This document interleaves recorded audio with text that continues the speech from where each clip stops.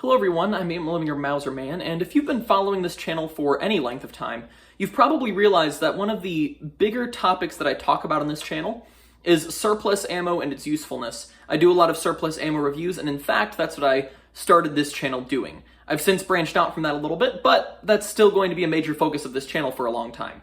However, in this video, I would like to talk about some issues and limitations relating to surplus ammo testing. And the first one is, as Paul Harrell says, chronographs don't always agree with each other, and certain factors such as ambient temperature and elevation can greatly influence the numbers you get. I haven't found anything too specific about elevation, although I'm sure that is there. It's just not something that I've had the opportunity to test. However, I did have the opportunity to test Yugoslavian ammo from 1979 on two separate occasions. And I did it on two separate occasions, actually, to test this very fact. The first time that I tested it, it was one of the later ammos that I had tested in a day. So it was probably around 1 in the afternoon when I tested it in the summer, so it was getting pretty hot, maybe 90 to 95 degrees. However, I tested it again a few days later because of another issue that I was having. It was an issue with feeding. I went out early in the morning, tested it probably around 8 a.m., and it was the only rounds I was firing through that rifle that day. So because of that, the rifle was colder, it was colder outside, and it was early in the morning. So I actually had about a 50 feet per second lower velocity on the Yugo ammo fired in the morning than I did in the afternoon. Even just like time of day can impact your chronograph results. The second thing I'd like to talk about is certain ammo testing is specific to certain guns. One obvious example is if my Mauser has a Kar 98K barrel length and you fire it in your Mauser, which is say a Gewehr 98 or a Turkish M38, because of that extra barrel length, it's going to, of course, have a higher velocity. We know that, this is obvious, and I just recently did a video testing Mosin Nagants with different barrel lengths. But if we push this a little bit out of the chronograph range, one other thing that comes up is feeding. Some rifles, for whatever reason, even if they are chambered for a round, they just don't like certain brands of ammo. We would hope that with military ammo, this would be different, since it was all made to fire in the same military guns, but of course, the Yugoslavian ammo was made to fire through Yugoslavian Mausers and Yugoslavian machine guns. And it's possible that if you take that and put it in, say, a Czech Mauser or a Chinese Mauser, even if it's in the same round, it might still have some feeding issues. So I'm going to talk about those things when they come up, and I have talked about those things when they come up in the past. However, it's one of those things that you might have to take with a grain of salt.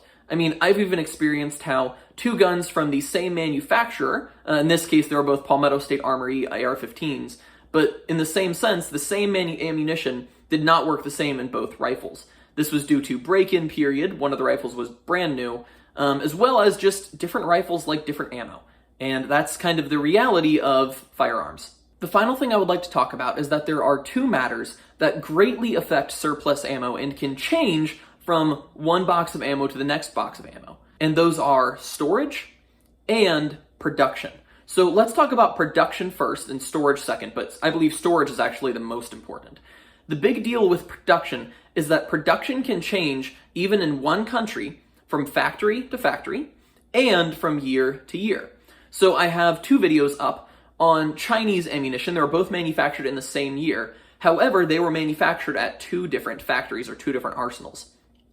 So because they were manufactured at two different arsenals, they both had some issues due to the primer, but they were different issues. One of them had almost every round I fired was a hang fire. The other ammo, although it did not have any hang fires, several rounds did not fire at all. So same factory, but the components were different, and because the components were different, I had different results.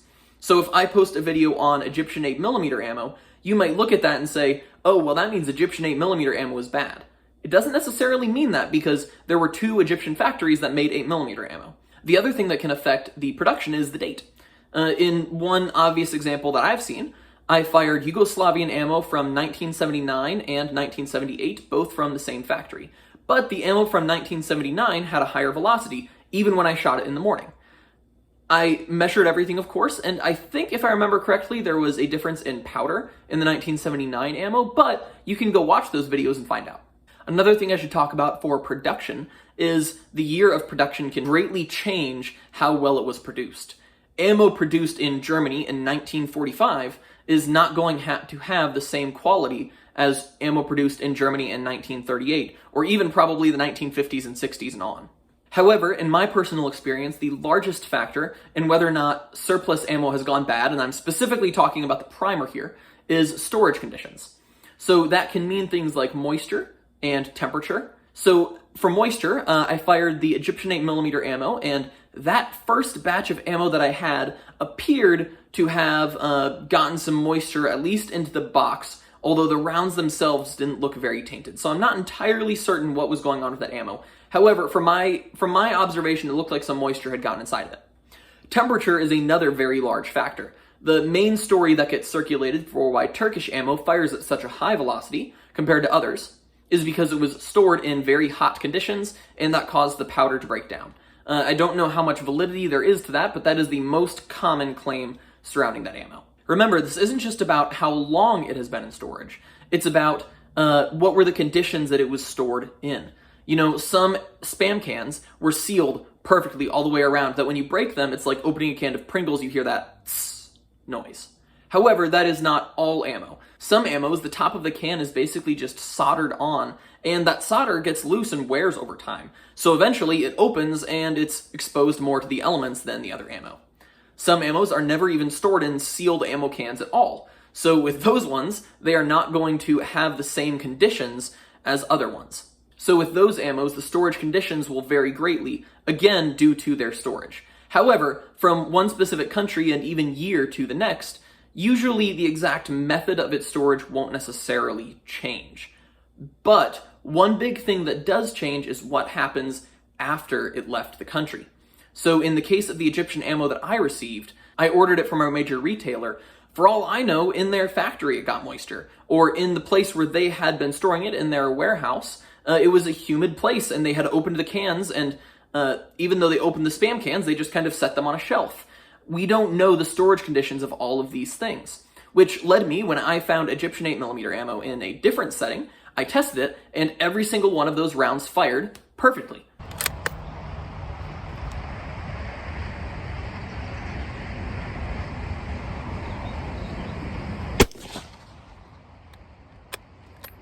That round fired.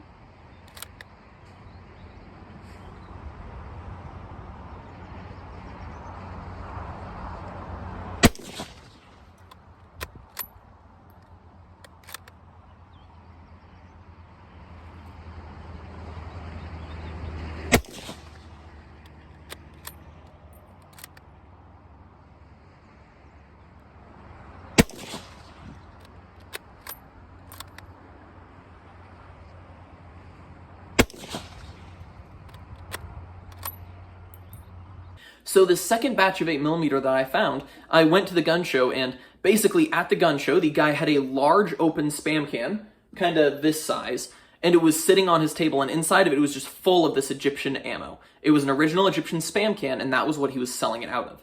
Presumably, he had opened it up that morning, or opened it up a few days prior, or maybe even opened it up a few months prior, and he was traveling around to different gun shows. But I grabbed 20 rounds out of that. I should have grabbed more because, like you saw there, it fired perfectly and it was only about 50 cents a round. I didn't know that at the time, of course, or else I would have bought more. So, all of this is to say, if you watch my videos, or the videos of another person, or even just read data online, you don't need to say, oh, that person is full of crap, because their thing differs from somebody else's thing. All sorts of little things can change into this. No two lots of ammo were produced or stored the exact same way as another lot of ammo. You can expect a fair amount of consistency. But before making a full opinion on something, it's a good idea to check with other people. Check with other sources. If me and Mike B and Ian McCollum all have a video on a certain type of ammo, first of all, you should probably take both of their words more than my word. They have a lot more experience in the surplus field than I do. But second of all, if you watch all three and all three differ, that doesn't mean anybody was lying. It doesn't mean that anybody was an idiot. It just means that maybe we had different lots of ammo that were stored differently. On top of this, I can show you my results and my experiences. And I can say, if I found this ammo again, I would buy it or I would not buy it. But just because you find ammo from a certain country, a certain factory, and even a certain year, doesn't necessarily mean that it will have the exact same results as the experiences that I had. If you found this content helpful, please like, subscribe, and share it, and that really helps me out quite a bit. I already referenced Paul Harrell in this video one time, so I might as well do it again. As always, don't try this at home on what you call a professional, and thank you for watching the Limitations of Surplus Ammo Testing video.